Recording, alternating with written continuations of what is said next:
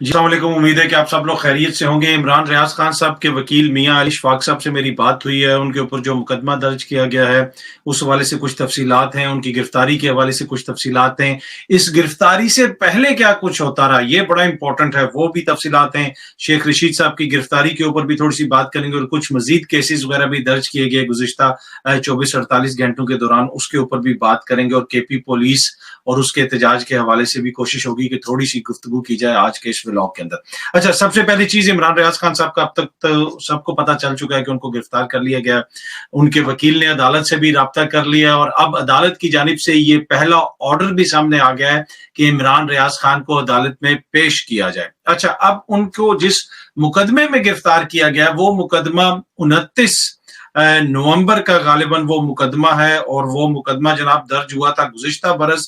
तो गुज़िश्ता बरस के मुकदमे में उनको अब क्यों गिरफ्तार किया गया, इसके ऊपर बहुत सारे लोग क्वेश्चन कर रहे हैं, सवाल उठा रहे हैं कि भाई अगर आपने उनको गिरफ्तार करना था तो आप उनको उसी वक्त गिरफ्तार कर लेते, अब क्यों गिरफ्तार किया गया। अगर इस मुकदमे की एग्जैक्ट डेट देखें तो ये 29 नवंबर को है, जिस दिन जनरल बाजवा ने रिटायर होना था। और इसमें जो तफसीलात लिखी हुई हैं कि उन्होंने कोई इदारों के हवाले से या किसी अफसर के हवाले से बात की और हेट स्पीच की और बड़ा एक लंबा इल्जाम है। और वो सारी चीजें, किसी तकरीब में उन्होंने कोई गुफ्तगू की थी, लोगों के हाथ उठवा के कोई वोटिंग की थी, वो सारी उस चीज का जिक्र है। अच्छा, अब ये मुकदमा आप चले मान लिया कि आइन और कानून के मुताबिक हुआ है, तो अब तक इंतजार क्यों किया गया कि इमरान रियाज खुद जाए एयरपोर्ट पे और एयरपोर्ट पे जिस वो गए तो उसको गिरफ्तार कर लिया। भाई ये तो 2 महीने से ज्यादा हो गए इस मुकदमे को दर्ज हुए हुए। अगर कोई इतना बड़ा जुर्म हुआ था तो उनको आप गिरफ्तार पहले कर लेते। तो ऐन मौके पे जब वो एयरपोर्ट पहुंचा है अपनी फैमिली के साथ यूएई जाने के लिए, तो आपने उसको बुनियादी तौर पे तंग करने के लिए ऐसा किया है। और अच्छा, दूसरी बात यह है कि इस मुकदमे के बाद और हालिया दिनों में तकरीबन 1.5 हफ्ता पहले या 2 हफ्ते पहले इमरान रियाज के जो वकील हैं उन्होंने कोर्ट के अंदर ये एप्लीकेशन दी थी कि एफआईए हमें बताए, इदारे बताएं कि इमरान रियाज के खिलाफ कोई और एफआईआर दर्ज है या नहीं है। आज से तकरीबन 3 हफ्ते कबल मेरी मियां अली इशफाक साहब से मुलाकात हुई तो उन्होंने मुझे बताया कि कुछ और मुकदमे हमें ऐसी इतलात मिल रही हैं कि एफआईए के अंदर इमरान रियाज के खिलाफ और कुछ दीगर लोगों के खिलाफ दर्ज हो रहे हैं। तो मैंने कहा कि ये आप किस तरह पता करेंगे। उन्होंने कहा कि जी अब हम एप्लीकेशन देंगे अदालत में और फिर अदालत में उनको बताना पड़ेगा कि इनके खिलाफ कोई एफआईआर है या नहीं है। तो वो किसी जब वो अदालत ने कहा कि जनाब बताया जाए तो नहीं बताया गया कि कोई भी एफआईआर है, तो वो उनको यही पता था कि उनके खिलाफ कोई एफआईआर नहीं। और फिर अचानक जनाब ये एफआईआर 2 महीने पुरानी एफआईआर निकल आई और उनको गिरफ्तार कर लिया गया। अब पहला ऑर्डर अदालत ने जो दिया कि जनाब उनको अदालत में पेश किया जाए। उनके वकील से अब से कुछ देर पहले भी मेरी बात हुई, इस ऑर्डर के आने के बाद भी बात हुई। उन्होंने कहा कि हम वेट कर रहे हैं कि इमरान रियाज को पेश किया जाए और हमारी कोशिश है कि आज ही पेश किया जाए। लेकिन जिस तरीके से गिरफ्तार किया गया, हमें ये लगता है कि हो सकता है कि आज ना पेश किया जाए, कल पेश करने की कोशिश की जाए। लेकिन हम हर मुमकिन कोशिश कर रहे हैं कि उनको आज ही अदालत के सामने लाया जाए। अब इस मुकदमे का क्या हल होगा, इसका क्या नतीजा निकलेगा, इसका भी वही नतीजा निकलेगा जो पिछले मुकदमों का हुआ है। इस सारे चक्कर में क्या रियासत की नेकनामी होती है, हुकूमत की नेकनामी होती है, मेरा नहीं ख्याल। अच्छा, इमरान रियाज की गिरफ्तारी के साथ साथ आधी रात को शेख रशीद साहब को भी गिरफ्तार कर लिया गया। उसके ऊपर मीडिया ये चलाता रहा कि जी शेख रशीद साहब से शराब की बोतल और पता नहीं वो नशे में वो गिरफ्तार हुए। बल्कि एक खबर तो यहां तक आई जिसको मैंने अभी ट्विटर पे पढ़ा, तो वो खबर देख के बेख्तियार मेरी हंसी निकल गई। वो खबर क्या थी, शेख रशीद गिरफ्तार, आला क्वालिटी मैं दोबारा पढ़ता हूं, शेख रशीद गिरफ्तार, आला क्वालिटी की शराब के नशे में थे, आला क्वालिटी की शराब के नशे में थे। अच्छा, शराब के नशे में तो चले मान लिया, आपने ये इल्जाम लगा दिया, पुलिस ने लगा दिया। अब ये किस तरह असरटेन हुआ, ये किस तरह पता चला कि वो जो नशा था वो किसी आला क्वालिटी का था या फिर वो कच्ची शराब का था या वो कोई देसी शराब का था। तो ये मुझे नहीं समझ आई कि ये आला क्वालिटी का शराब का नशा किस तरह उन्हें पता चला कि उसके वो नशे में। पर एनीवे, आधी रात को उनके घर भी छापा मारा गया, उनको पकड़ा गया, जिस तरीके से पकड़ा गया वो भी हमारे सामने है।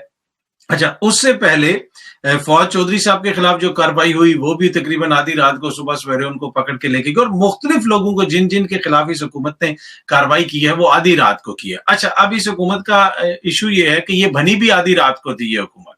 آپ کو یاد ہوگا وہ رات کو 12 بجے عدالتیں کھلی، جو کچھ بھی ہوا، پریزن وین آئی، تو آدھی رات کو یہ جو ہے ملک کی نمائندہ منتخب حکومت جس کے پاس 70% ملک کا مینڈیٹ ہے، یہ آدھی رات کو پاکستانیوں کو پتہ چلا کہ جناب یہ حکومت آ گئی اور یہ نئی اب حکومت پاکستان چلائے گی. تو آدھی رات کو جو یہ حکومت بنی ہے رات کی تاریکی میں، یہ ساری کاروائیاں بھی رات کو ہی ڈالتے ہیں، سارے لوگوں کو گرفتار کرتے ہیں، جو کچھ انہوں نے کرنا ہوتا ہے، کوئی اپوائنٹمنٹ کرنی ہوتی ہے، کوئی لیٹر نکالنا ہوتا ہے. اب نوٹ کر لیں 9 مہینے کے دوران کوئی لیٹر آئے گا کہ گورنر کی طرف سے یا کسی کی اپوائنٹمنٹ ہوگی، کوئی چینج ہوگا، کچھ ہوگا، آدھی رات کو ہوتا ہے. ہر چیز رات کے اندھیرے میں، چاہے کوئی سیاسی مخالف کے خلاف کوئی مقدمہ ہو، کوئی گرفتاری ہو، جو کچھ کرنا ہو، کوئی لیٹر نکالنا ہو، وہ نوٹیفیکیشن نکالنا ہو، وہ بھی آدھی رات کو. پچھلے دنوں جب پرویز الہی صاحب وزیر اعلیٰ تھے تو وہ نوٹیفیکیشن ایک نکالا گیا، وہ بھی آدھی رات کو، اور یہ بھی کہا گیا کہ جی افسر کو زبردستی وہاں پہ بند کر کے وہ نوٹیفیکیشن نکالا گیا ہے. پر بہت ساری ایسی مثالیں کہ ان کی ہر کاروائی آدھی رات کو ہوتی ہے. شاید دن کی روشنی میں یہ خود بھی تھوڑی سی شرم محسوس کرتے ہیں کہ جس طرح ہم آئین اور قانون کے حوالے سے اس کا عزت اور اس کی تکریم کر رہے ہیں، تو شاید ان کو بھی تھوڑا تھوڑا محسوس ہوتا ہوگا، اس وجہ سے یہ دن کو نہیں کرتے، رات کو کرتے ہیں. پر اینی وے ہر چیز ان کی آدھی رات کو ہوتی ہے. اب شیخ رشید صاحب جو اعلیٰ کوالٹی کی شراب کے نشے میں، مطلب یہ خبر میں مجھے نہیں سمجھ آئی کہ یہ کس طرح انہوں نے دے دی، کہ اس کے وہ کیسے ان کو پتا چلا کہ وہ اسی کے اعلیٰ کوالٹی کی شراب کے نشے میں تھے. تو اینی وے ان کی گرفتاری ہو گئی، دیگر چیزیں ہو گئی، یہ سب کچھ ہمارے سامنے ہے. اچھا، اس کے اوپر رانا ثناءاللہ صاحب نے بھی کچھ ٹویٹس کی ہیں، وہ بھی میں آپ کو پڑھ کے سنانا چاہتا ہوں، وہ بڑی امپورٹنٹ ہیں. اور ان ٹویٹس کو اگر آپ پڑھیں گے، دیکھیں گے، تو شاید آپ کو بھی تھوڑا سمجھنے میں آسانی ہو. یہ جو شیخ رشید صاحب کے حوالے سے اور دیگر جو آج کل جو بھی گرفتاریاں وغیرہ ہو رہی ہیں، اس کے اوپر رانا ثناءاللہ صاحب فرماتے ہیں کہ قانونی کارروائی ہو رہی ہے، 15 کلو ہیروئن نہیں ڈالی اور حکومت کا کوئی تعلق نہیں، سیاسی مسخرہ، سیاسی رنگ دینے کی کوشش کر رہا ہے، صرف قانون پر عمل ہوا ہے، پسلیاں تو نہیں توڑوائیں. میڈیا کے سامنے پولیس والے کو دھکے دینے والا مار پیٹ کا جھوٹ بول رہا ہے. تو بنیادی طور پہ وہ شیخ رشید صاحب کے حوالے سے بات کر رہے ہیں، اور اس کے اوپر بھی انہوں نے اور بھی باتیں کی کہ جی یہ کہتے تھے کہ سب کو قانون کے نیچے لائیں گے، اب سب کو قانون کے نیچے لایا جا رہا ہے، بشیر میمن کے ساتھ انہوں نے یہ سلوک کیا، وہ کیا. تو پورا انہوں نے اس کا لکھا. اور عمران نے سیاسی مخالفین، سچ بولنے والے صحافیوں کو جیل میں ڈالا، جھوٹے مقدمے بنوائے، گزشتہ 4 سال کے سیاہ دور میں صحافیوں کو گولیاں ماری گئیں، پسلیاں توڑی گئیں، باس اور چپڑاسی دونوں کے قانون کا سامنا کرنے سے ہوا نکلی ہوئی ہے. یہ ہر اس ادارے کو گالیاں دیتے ہیں جو ان سے جواب مانگے. تو بنیادی طور پر یہ کہہ رہے ہیں کہ جی عمران خان کے دور میں یہ سب کچھ ہوتا رہا، ہمارے دور میں جو کچھ ہو رہا ہے یہ آئین اور قانون کے مطابق ہے، یہ جو سب کچھ ہوا ہے یہ آئین اور قانون کے مطابق ہے. اب یہ آئین اور قانون کے کتنے مطابق ہے یہ تاریخ میں بھی لکھا جا رہا ہے، اور آپ سب لوگ بھی اس کا فیصلہ کر سکتے ہیں. اچھا، کل نہ صرف عمران ریاض کو گرفتار کیا گیا، شیخ رشید صاحب کو گرفتار کیا گیا، بلکہ شاندانہ گلزار صاحبہ جو پاکستان تحریک انصاف کی MNA ہیں، ان کے خلاف بھی ایک بغاوت کا مقدمہ درج کیا گیا ہے، جس میں بتایا یہ گیا ہے کہ سیڈیشن کے چارجز لگائے گئے ہیں. اب دیکھتے ہیں کہ کیا ان کی گرفتاری کب ہوتی ہے یا ان کے اوپر کیا کارروائی مزید کی جاتی ہے. تو اس 9 مہینوں کے دوران اس طرح کی ہم نے بہت ساری چیزیں دیکھی. یہ کچھ لوگ کہیں گے کہ یہ ایک تاریخ 9 مہینے پاکستان کی تاریخ کے، اور یہ ہمیشہ یاد رکھے جائیں گے. اس میں بہت کچھ ہوا، جو صحافیوں کے ساتھ ہوا، جو سیاسی مخالفین کے ساتھ ہوا، جس طرح ارشد شریف صاحب کی شہادت ہوئی. تو بہت ساری ایسی چیزیں ہوئی ہیں اس 9 مہینے کے دوران جو انپریسیڈنٹڈ ہیں پاکستان کی تاریخ میں، پہلے ایسے واقعات نہیں ہوئے. اچھا، جب آپ انپریسیڈنٹ واقعات کی بات کرتے ہیں تو اس میں گزشتہ روز جو ہوا وہ بھی ایک بڑی خطرناک اور پریشان کن چیز تھی. وہ خیبر پختونخوا کی پولیس کا احتجاج تھا. بندوقیں اٹھائے ہوئے کمانڈو نہ کہہ رہے ہیں کہ یہ جو نام معلوم ہے، ہمیں معلوم ہے، اس قسم کے نعرے لگا رہے ہیں، احتجاج کر رہے ہیں. یہ بھی قطعاً ریاست پاکستان کے لیے درست نہیں ہے. میں نے پہلے بھی ایک پروگرام میں یہ بات کی تھی کہ جس دن عمران خان صاحب کے اوپر گولیاں لگی، ان کو حملہ ہوا، تو میں شوکت خانم گیا تو مجھے وہاں پہ باہر کوئی زیادہ لوگ نظر نہیں آئے. ٹو بی آنیسٹ، میں پروگرام ختم کر کے کوئی 9-10 کے قریب ہم لوگ، میں تھا، میرے ساتھ بیرسٹر احتشام صاحب تھے، ہم لوگ پروگرام ختم کیا تو ہم ادھر چلے گئے کہ جا کے وہاں سے کوریج کریں گے، دیکھیں گے. تو وہاں پہ ہارڈلی 250-300 بندہ تھا صرف باہر. تو میں نے کہا کہ پنجاب میں لوگ نکلے نہ نکلے، KP میں اگر خدا نہ خواستہ عمران خان کو کچھ ہوتا ہے تو صورتحال ڈیفرنٹ ہوگی. ان کے پہلے بھی گریوینسز ہیں، تو یہ بڑا پاکستان، ریاست پاکستان کے لیے، وفاق کے لیے کوئی اچھی علامت نہیں ہوگی کہ ایک صوبے کے اندر اتنی جو ہے پولرائزیشن ہو، اس قسم کے حالات پیدا ہوں۔ اور اب ہم نے دیکھا کہ وہاں پہ بم دھماکے ہوئے اور جس طرح کے نعرے ان کی پولیس نے لگائے اور پولیس احتجاج کر رہی ہے، یہ پاکستان کی تاریخ میں پہلے کبھی ایسا نہیں ہوا۔ یہ انپریسیڈنٹڈ ہے کہ اس طرح پولیس احتجاج کر رہی ہے اور پریس کلب کے سامنے احتجاج کر رہی ہے، اور اب وہ دوبارہ کہہ رہے ہیں ہم مزید احتجاج بھی کریں گے۔ تو یہ صورتحال ہے۔ کیا پاکستان کی کسی اور حکومت کے دوران اس طرح کے حالات پیدا ہوئے؟ تو یہی 8-9 مہینے کی جو ان کی حکومت ہے۔ اب یہ الزام دیکھیں نامعلوم پہ لگاؤ، اداروں پہ لگاؤ، جس مرضی پہ لگاؤ، لیکن دیکھیں حکومت ان کی ہے، یہ سب کچھ ان کی مرضی منشا سے ہو رہا ہے۔ کیا اسلام آباد پولیس جو فواد چودھری کو گرفتار کرنے گئی، کیا وہ وزیر داخلہ کے انڈر نہیں ہے؟ شیخ رشید صاحب کو جو پولیس گیا، وہ یہ کہہ رہے ہیں جی پولیس کا میٹر ہے، ہمارا کوئی تعلق نہیں۔ مطلب قوم روٹی کو چوچی کہتی ہے، سب کو پتا ہے کہ یہاں پہ پولیس کس طرح استعمال ہوتی ہے، پولیس کو کہاں سے آرڈرز آتے ہیں۔ اور اس کے اوپر سمیع ابراہیم صاحب نے بھی ایک ٹویٹ کی، وہ بھی بڑی انٹرسٹنگ ٹویٹ ہے۔ سمیع ابراہیم صاحب یہ لکھتے ہیں کہ لاہور پولیس افسران کے گروہ نے صحافیوں کے خلاف مقدمات درج کرنے اور ان پر تشدد کا پروگرام بنایا ہے، لیکن یہ کرتے وقت تاثر دیا جائے گا کہ یہ سب کچھ اداروں کی ایما پہ کیا جا رہا ہے، لیکن یعنی تاثر یہ دیا جائے گا کہ کوئی اور اسٹیبلشمنٹ اس کے پیچھے ہے یا ادارے اس کے پیچھے ہیں، پر کرے گی سیولین حکومت، اور اس میں پنجاب کی جو نگراں حکومت ہے ان کا کردار ہوگا۔ یہ سمیع ابراہیم صاحب نے کہا ہے، مبینہ طور پہ اس طرح کا کوئی پروگرام بنایا گیا ہے، کوئی الزام لگایا گیا ہے۔ لیکن جہاں تک صحافیوں کے اوپر ایف آئی آرز اور ریاض خان کے اوپر ایف آئی آر کا تعلق ہے، اس حوالے سے 3 ہفتے پہلے ہی مجھے انفارمیشن ملی تھی کہ ان کے اوپر ہی ایف آئی آر اندر کوئی درج ہوئی ہے اور اس کو پتہ کرانے کی کوشش کی جا رہی تھی، اور عمران ریاض خان صاحب کو خود بھی اس چیز کا پتا تھا، اس چیز کا اندازہ تھا۔ اب دیکھتے ہیں اس کے اوپر مزید کیا کارروائی ہوتی ہے۔ عمران ریاض خان صاحب کو کس وقت پیش کیا جاتا ہے؟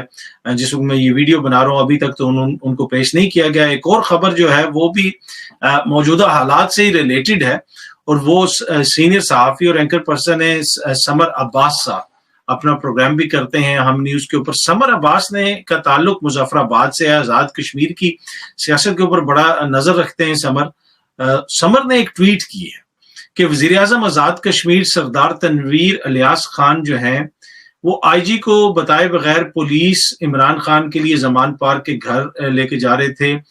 آزاد کشمیر پولیس کی نفری تعینات کرنے کی کوشش کی، پر یہ کوشش ناکام ہوگی۔ سردار صاحب نفری لے کر لاہور جا رہے تھے اور اس کا پتہ لگنے پر آئی جی شدید ناراض ہوئے اور نفری آدھے راستے سے واپس بلوا لی۔ ملک کا یا ریاست کا وزیر اعظم اگر کہیں پولیس کو لے کے جا رہا ہے تو آدھے راستے سے آئی جی صاحب نے کہا کہ جناب پولیس واپس بلا لیں۔ تو کیا آئی جی اتنا طاقتور ہو گیا ہے کہ وہ وزیر اعظم آزاد کشمیر سے زیادہ طاقتور ہے؟